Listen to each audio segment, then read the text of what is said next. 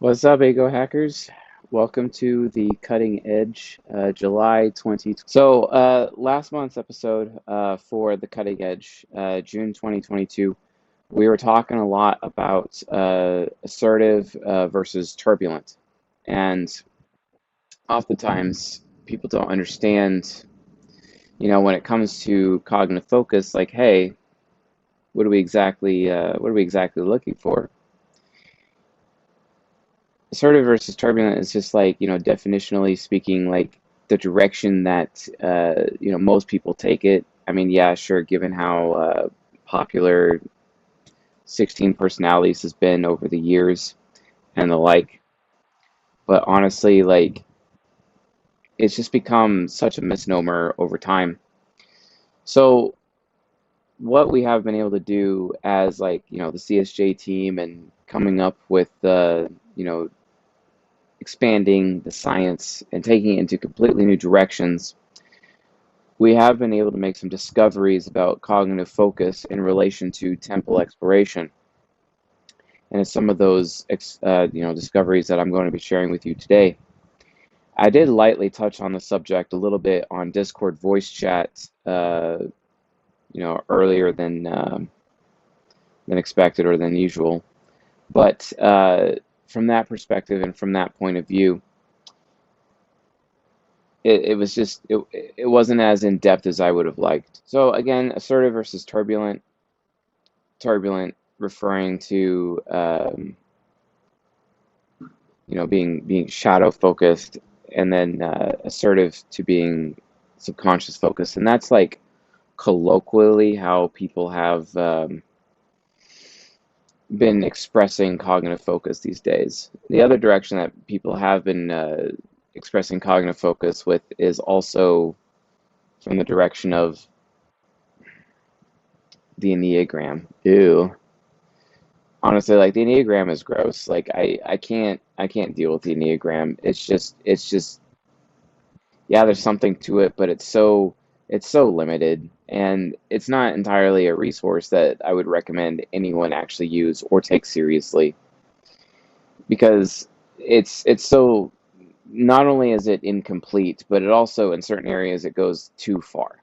It goes too far. So when we're releasing our Enneagram, we'll be calling it octogram, basically. Instead of having like 9 different spokes, we're going to have 8 different spokes, because there's this additional one that shouldn't even be there. It's kind of like Robert Greene and his book, The Art of Seduction, talking about the 9 seductive styles, when the reality is there actually is just 8 seductive styles. Or you look at it from Pope Gregory's perspective, talking about the 7 deadly sins. There used to be 8 deadly sins, and then they kind of like folded them together into the 7 deadly sins, which made it very inaccurate and very well misrepresented amongst everyone, so they couldn't actually get the full benefit from the understanding. Vainglory is not a part of pride. It is something else entirely. It is something separate. Vanity is something separate. To be vain does not necessarily mean you're prideful. It looks like pride, but it's not the same. And the Catholic Church in the years of 600, around the time of the Prophet Muhammad, is basically, an issue. So we're left as Jungian psychologists basically to pick up the pieces and kind of fix what is actually happening when it comes to how misrepresented all of these things are. Because if they were properly represented, if they were properly explained, we'd actually have a better understanding of cognitive focus and the subvariants of the 16 types that we know today. I think that's basically obvious. But think about it, like we've all heard, the MBTI talking about 16 different personality types, but no one really considers that there's 16 different egos among 2 different genders, so that's 32 different total egos. But then each of those egos have an additional, uh, variant, 16 variants of subconscious focus versus an additional 16 variants of unconscious focus, and then that's also multiplied by the genders as well. So the amount of variance out there of people's types, it's a lot. It's a lot of different types.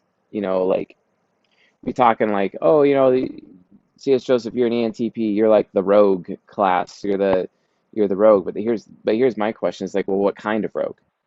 There's different kinds of rogue to consider, and that too can be a big deal. That too can be a big problem. And oftentimes, I'm not entirely sure, but I doubt people are aware of just how different uh, different those things actually are. And I find that very frustrating, because then all of a sudden we like intuitively, we can all figure out as Jungian psychologists, it's like, okay, hey, yeah, there's definitely subvariance because like you look at one ENTP, right? And it's like, well, wait a minute, that's not the same person. They're completely different, right?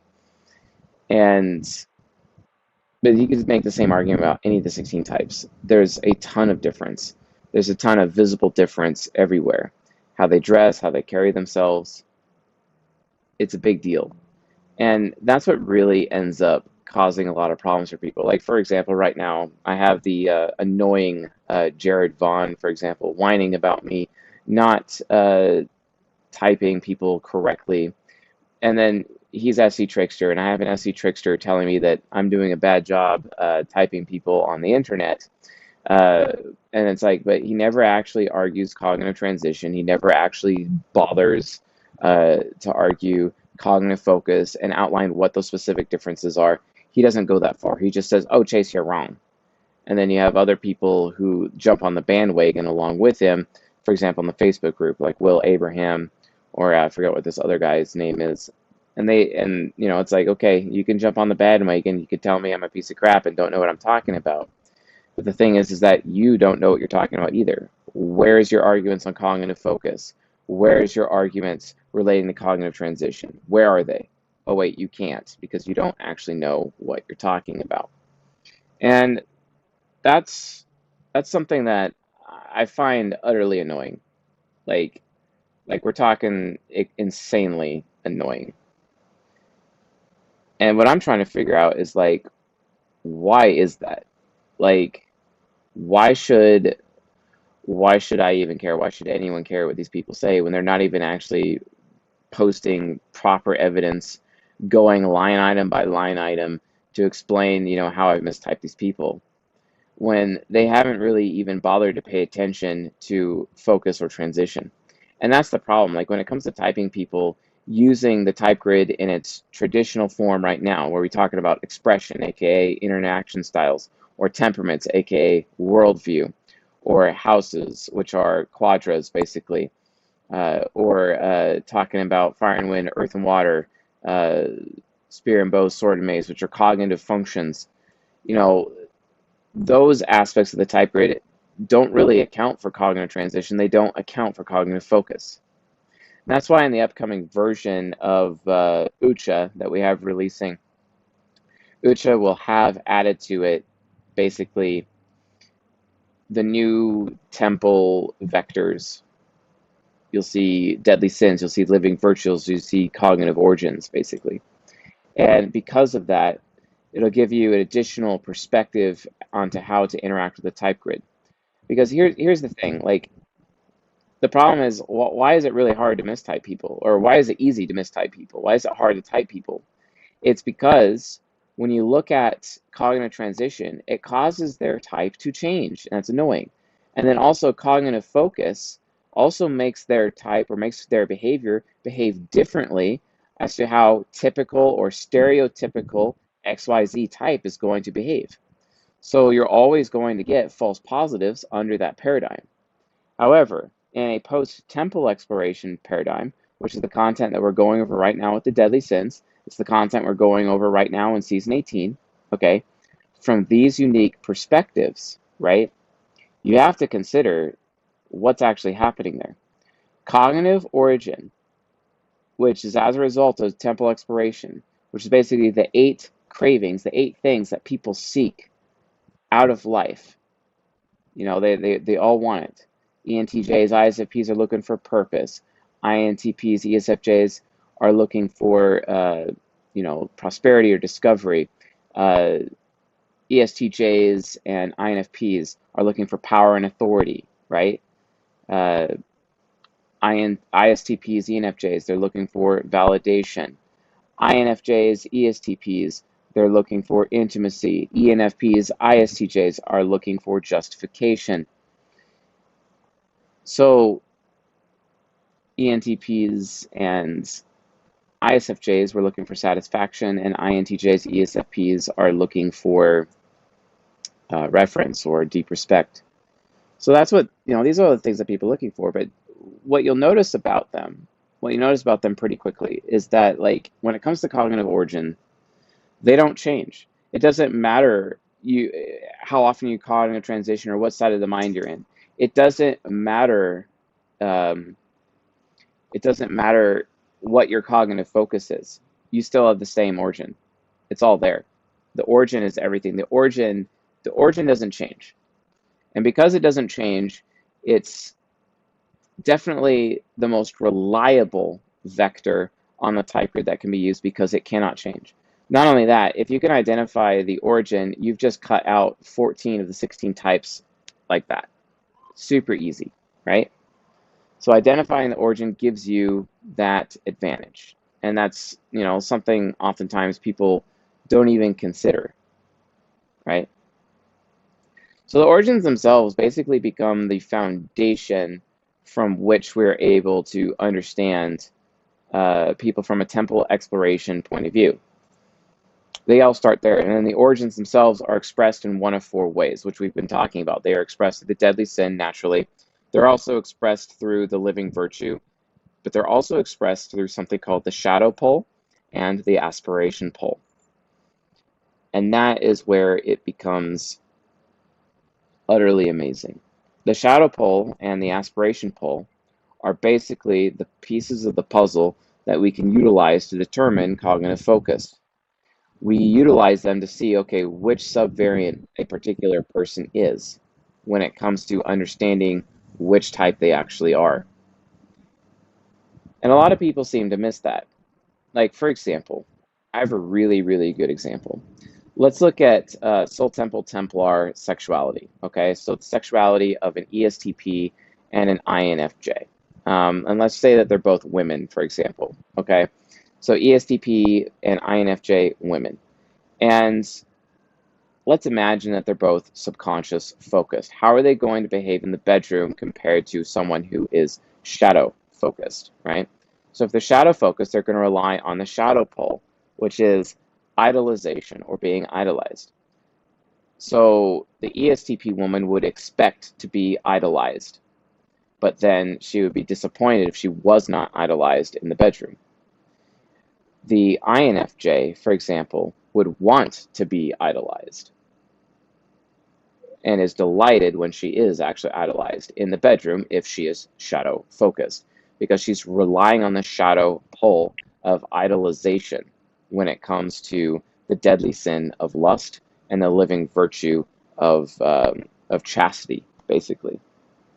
And all these things are extremely important. Oftentimes, people don't even realize of these differences. But then again, not very many men in Western society have the opportunity to have sexual relationships while simultaneously knowing Jungian analytical psychology to give the ability to actually observe what's going on, take notes, and make some comparisons, especially like in a sexual situation in the bedroom, right? A lot of people are just completely oblivious to these things because all they're really paying attention to is, okay, and we just go at it. It's like, okay, yeah, it's pretty primal, it's pretty simple, but oftentimes, most people don't have the ability to actually put on a secondary background process in their heads and actually pay attention to what's going on. But what if these two women are subconscious focused? Like, what does that actually look like? Okay. So the subconscious or the aspiration pole, basically, when it comes to their cognitive origin of intimacy as attached to the deadly sin of lust versus the living virtue of chastity, okay, and being chaste. So what is the aspiration pole, also known as the subconscious pole? What is it actually doing? Okay, so in a sexual situation, let's look at the ESTP woman who is subconscious focused. She would expect to be objectified because objectification is the aspiration pole, inasmuch as the INFJ woman would want to be objectified, and she is delighted when she is objectified. The ESTP, again, expects to be objectified and is disappointed when she's not. Why are we talking about expectation versus wanted? You know, like expecting something versus wanting something. Like, why are we talking about it in that form? The reason why is because when they're concrete people, high SE users, so SE parents and SE heroes, and then SI heroes and SI parents, when they are concrete, it's all about expectation. It's not about want. Want is secondary. Primary is expectation. Expectation is everything. And because we're talking about perception functions, this directly applies to sexuality. Directly applies, okay? So it's all about expectation. There are sexual expectations that have to be in play. Whereas if you look on the abstract side, abstraction is all about desire, right? So like you look at the INFJ woman who is abstract, she's all about wanting. So it means like, so like sexually, it's like, you know, it's okay if she isn't treated like an object. It's okay if she isn't treated like a fuck toy, for example. It's okay. She's okay with it. She's okay with it, but she wants to be. The subconscious INFJ woman would want to be treated like a fuck toy. And when she is, because she's objectified, because she's part of the Soul Temple Templar, she wants to experience what it's like to be soulless, basically. Well, the thing is, though, is that the ESTP, she expects to be, she is expecting to experience what it's like to be soulless in the bedroom when she is subconscious focused, okay? Right? And these are just some basic examples as to how cognitive focus can actually like come out in a bedroom situation. Okay, do those expectations. You know what? I might even turn this into like an entire series, basically, about how cognitive focus impacts. Let's see, sexual response, basically. But again, like you got to understand, concrete people have sex based on expectations and abstract people have sex based on desire primarily. These are like primary versus secondary things. If desire is present in a concrete sexual relationship, it's because it is a secondary thing. And that's basically concrete people on concrete people, abstract people on abstract people. Okay. Now, when you mix the two, and this usually happens within the bronze pair, you have basically expectations and desires all presented at the same time within the context of a sexual relationship. Psychologically, all of the bases are covered. And it's one of the reasons why it's considered the most natural relationship, because you literally get to experience every single aspect of what humanity has to offer. It's like you're walking into a buffet, they literally have everything. Well, in terms of a sexual relationship or any relationship thereof, you're going to get the entire full gamut, like everything that you could expect to come out of a relationship. You can have that within a natural or AKA bronze pair relationship. You know, so like for me, I'm an ENTP. That would be like with an ISFP, for example. That is that's the bronze pair, right? So I mean that's how it comes out. But like, you know, again, these variants of people being subconscious focused or shadow focused, it's really like it changes their behavior. It changes their behavior in such a way where they actually start acting different. Still, their ego is still the same, but their focus causes them to have different priorities, right? Like, for example, an INFJ woman who's shadow focused, she wants to be idolized. She wants to be entirely idolized and be like some dude's idol in the bedroom and treated like an idol, basically. She wants to be worshipped, right? Versus a subconscious focused one, she wants to be she wants to be objectified. She wants to experience what it is to be treated like an object, especially in the bedroom, because that is the pathway with which she's able to have that intimate connectedness with her cognitive origin of intimacy with that particular man at that point in time. Okay, you know, and the ESTP, same thing. If she's shadow focused, she expects to be idolized. She expects to be worshipped. But here's the thing: like, if you're some dude and you're with like an ESTP woman who's shadow focused, or she's subconscious focused, and she's expecting you to objectify her and treat her like an object as if she is soulless, even within the context of the bedroom. what's going to end up happening is that, and you start idolizing her, she's going to completely lose all respect for you. She's actually going to lose sexual attraction to you. You can't idolize her. You can't do it. And this can actually present a problem. What if the man she's with is shadow focused and it's easier for him to like communicate with his shadow pole directly to hers? And then all of a sudden it's like, oh, he starts making the mistake of speaking in her shadow pole love language, as it were, that shadow pole love language, and that shadow pole love language is being communicated to her because he's trying to basically fuck her with his shadow pole, and then her shadow pole is receiving that shadow pole, right? And then all of a sudden she feels idolized, but she's subconscious focused. And then all of a sudden she loses respect for the guy and ends up lacking in sexual attraction for her. This causes a huge problem, a huge problem. It may even cause down the breakdown of the relationship entirely, right? This is why cognitive focus can be insanely important when it comes to bedroom relationships. Now, I know that for a long time, I have recommended subconscious focused people get with shadow focused people, and I still make that recommendation.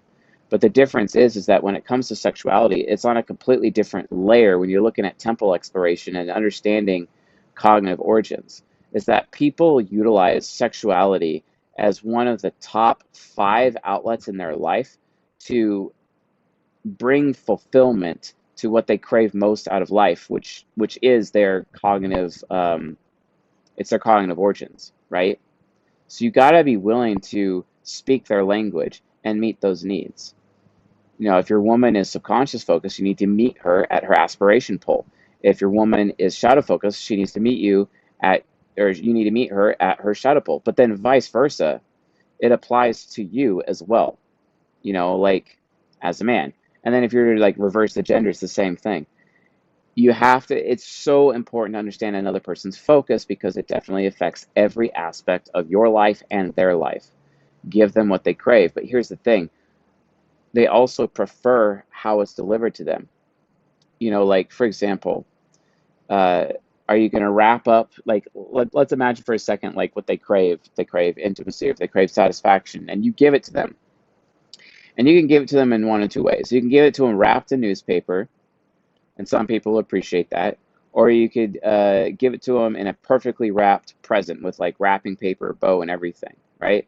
The subconscious people want the bow, whereas the unconscious people want the newspaper. Okay, they want their gift in newspaper. And the thing is that like that kind of presentation, that kind of impression goes a long way when it comes to understanding cognitive focus. Because even from a sexuality point of view, like if you don't know how to give it to them in the way they want to receive it, it's gonna suck for you. Same thing goes, you know, for them, for you too, regardless of what your gender is. You have to know cognitive focus. Now, again, one of the things that is going to be great about Octagram when it comes out, we're going to be making it available on Ucha after we have the guided test up and all the new vectors added in. We're going to be working on Octagram and getting it up and available. One of the good things about Octagram is that what it does is it will test for a person's preferred pole. If they prefer the shadow pole and they use the shadow pole more, or if they prefer their aspiration pole more. And don't get me wrong, folks, that can change. They can change over time. Midlife crisis has a way of changing what their preferred poles actually are. Even quarter life crisis, 3/4 life crisis, definitely. So these life crises can definitely change which pole people are using. They spend a lot of their childhood trying to figure out if, how are they going to meet the needs of their cognitive origin. And their cognitive origin could be just like, hey, I need to get, like say for myself, it's satisfaction. I need to get satisfaction. So am I going to be envious and use envy to motivate me to become satisfied? Am I going to use vainglory to get there? Am I going to use malevolence? Like for me, it's malevolence. I'm shadow focused, shadow pulled. Malevolence is all it is. I'm a very malevolent ENTP, just like Andrew Tate is also a very malevolent ENTP. Malevolent ENTPs are often martial artists, for example, just to show you. versus the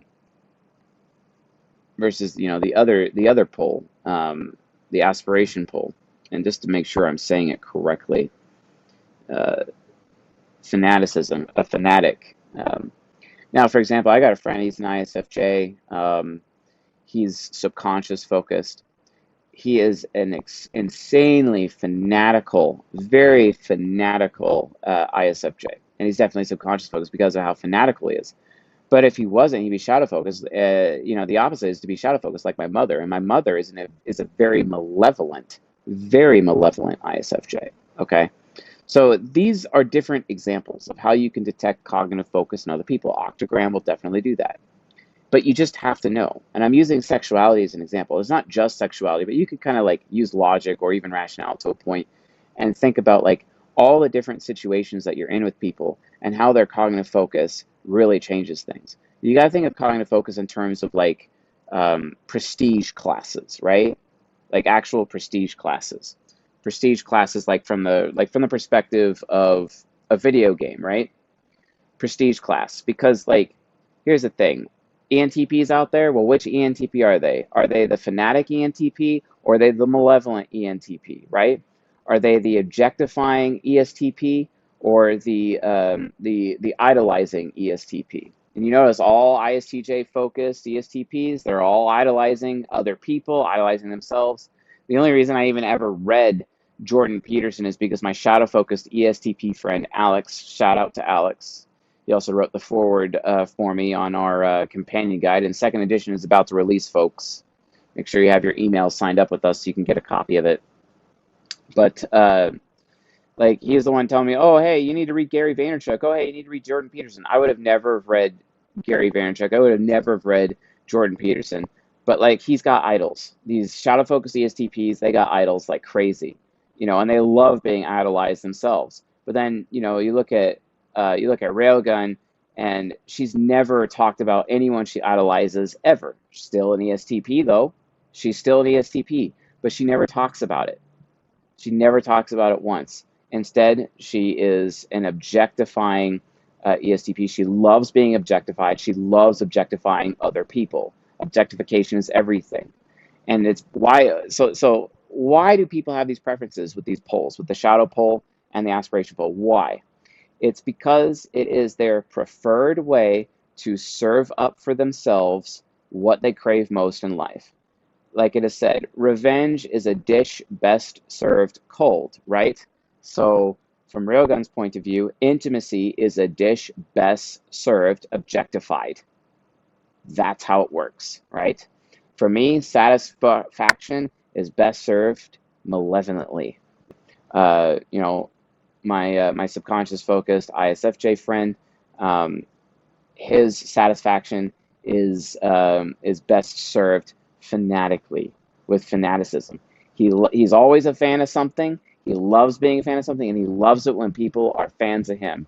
And let me tell you, bro, I am definitely a fan of yours. Number one fan, definitely, like for sure.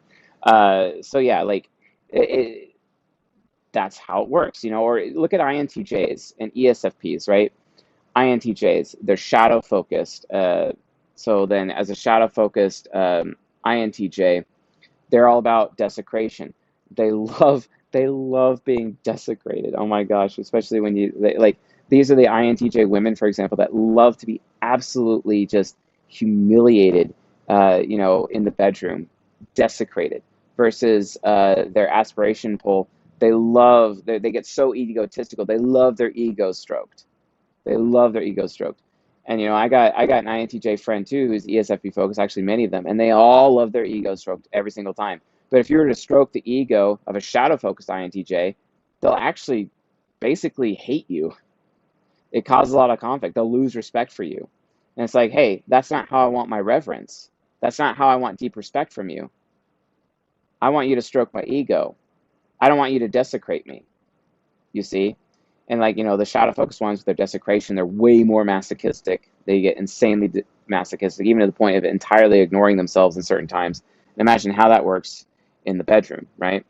I had I have an INTJX who absolutely enjoyed being desecrated all the time, especially in the bedroom. She was shadow focused. She'd love that.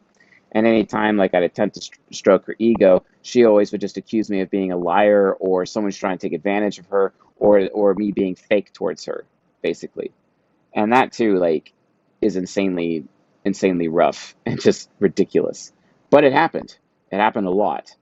And ultimately it's one of the reasons why like I just couldn't really be in a relationship with her.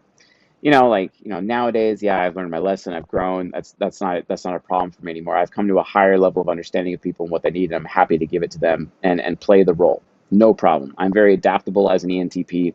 I'll play whatever role is necessary in order to serve up what they're craving, but they better serve up what I'm craving, because if I'm not getting any satisfaction, then what is the point? But then again, from their perspective, like an INTJ perspective, if I'm not getting any deep respect, then what's the point? What's the point? Because from their perspective, there is no point. There's no rhyme or reason for it, right? So again, these are all examples as to why you need to understand the difference between the shadow pole and the aspiration pole. I know that we are lightly touching them right now in the lectures, lightly touching them, not really doing very much with them, but it's critical, folks. It's absolutely critical that you understand the power of shadow pole versus aspiration pole. Get tuned into the Deadly Sins lectures if you haven't already. Super important. Mega, mega important that you get into those lectures and begin to understand what the shadow pole and the subconscious pole really is. So just understand, like, these are really how to truly represent the variance of the types. And if you can, and you can use the shadow pole and the aspiration pole to really help identify what a person's cognitive focus actually is. And you have to understand, like, the other pole is still present in their life. It's still there. It's still a thing. It's still there. But the difference is that you got to be aware of, like, primary versus secondary. This is their primary pole. This is their secondary pole. And here's the thing. Let's say you're in a sexual situation. Let's say you've been having sex with your partner like every day for a week.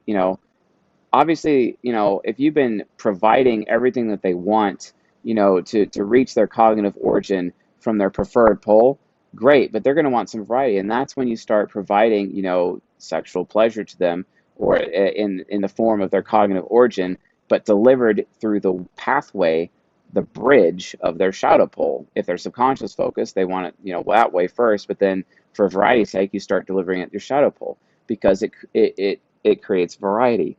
This is why every single person needs to master the shadow and the aspiration pole when it comes to relationships, any relationship, even friendship. Okay, it doesn't matter.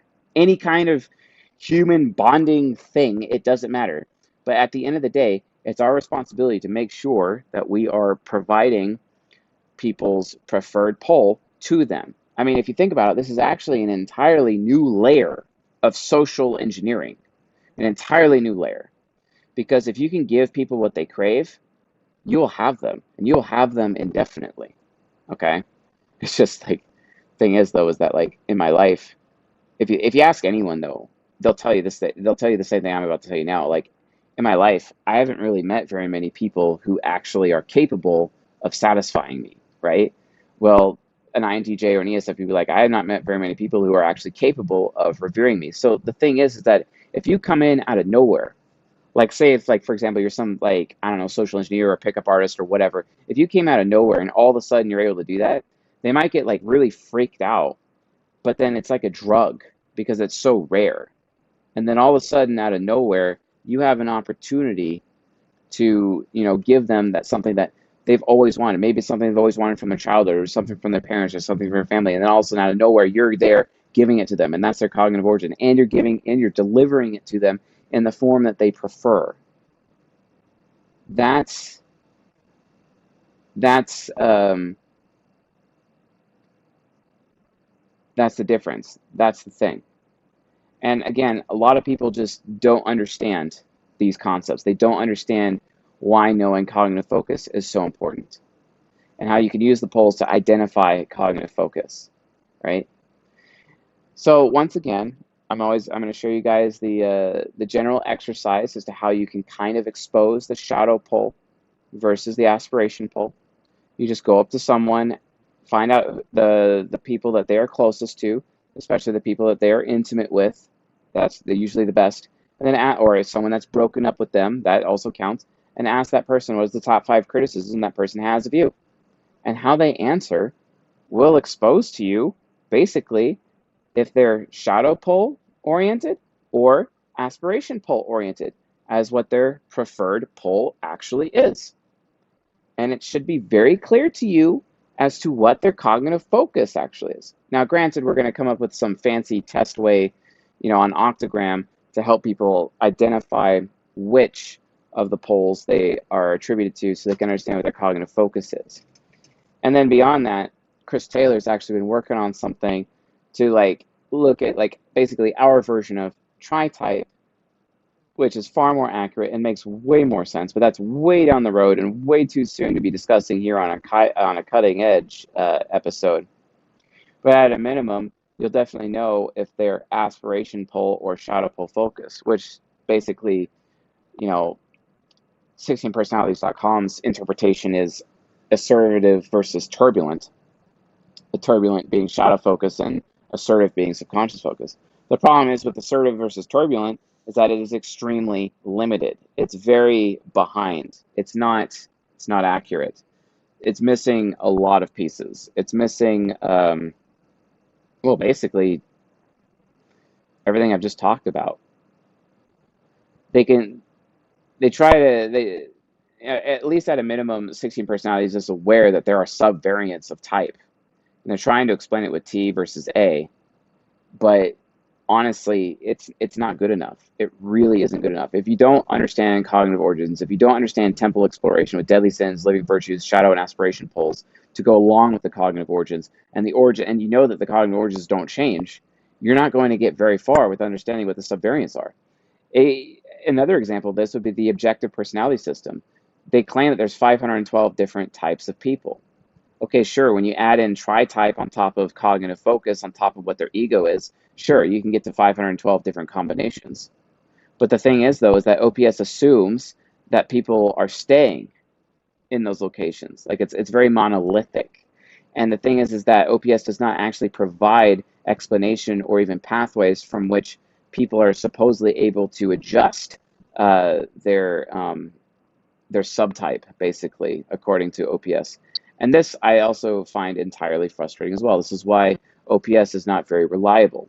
But then again, OPS continues to believe that I'm just an ESTJ jumper of some kind, when they're not even paying attention to the fact that I care so much about satisfaction, when they're just assuming, when they would basically, according to us, be assuming that I'm all about power and authority. I don't care about power and authority as much as I care about satisfaction. Now, if power and authority is going to help me get satisfaction, sure, I'll consider it. But it's not my main thing. I'm not trying to combat feelings of powerlessness, as what we have basically learned earlier today when the sloth lecture dropped. Okay? I'm not fighting feelings of powerlessness. That's not what's going on here. You know, it's not like ENFJs or ISTPs either, where they're combating feelings of worthlessness. You know, their desire to be useful. Even though it's so funny that INFJs want to be useful far more because they think being useful is how they actually get connected to people, which is not always true. But that too is an issue. All right, so these are all the things that you just need to consider. Like, OPS is wrong with trying to explain how there's subvariants of type. 16 personalities is wrong with how they explain subvariants of type.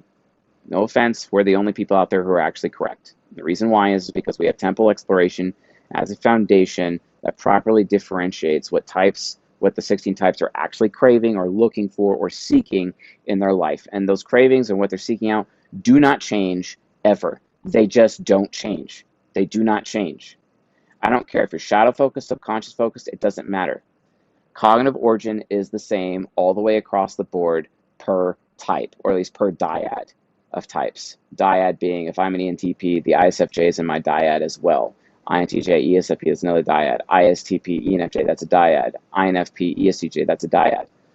Cognitive origins of dyads don't change. The difference is that from a living virtue, deadly sin, shadow pull, or aspiration pull, it's like, what do they do in order to get it? When it comes to deadly sin and living virtue, I've noticed deadly sin and living virtue are kind of like, um, oftentimes they can be internally focused and they can be externally focused. Deadly sin is often very internally focused, like too internally focused. Living virtue is too externally focused, but they have their primary and secondary approaches. Same thing goes with shadow pull and aspiration pull. It's the same thing, although depending on what it is, they kind of flip back and forth. So there's going to be a chart where we're going to be talking about that, just so that you guys understand. So, but yeah, I think all in all, that is everything that I had planned for this episode of The Cutting Edge.